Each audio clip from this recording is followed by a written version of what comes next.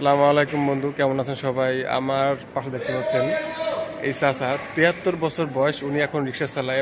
এই চাচার 70 বছর বয়স, উনি রোজা আছেন।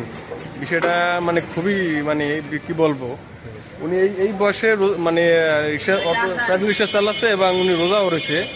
মানে উনি মিরপুর থেকে আসছে ধানমন্ডি।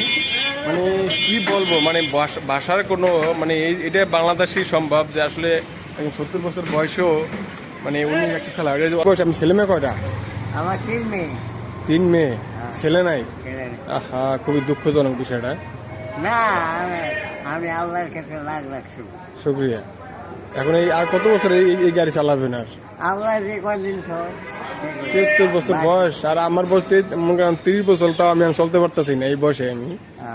আর আপনি এখন 73 বছর বয়সে এখনো আপনি প্যাডেল রিক্সা চালাচ্ছেন, মানে এই বিষয়টা খুবই মানে দুঃখজনক।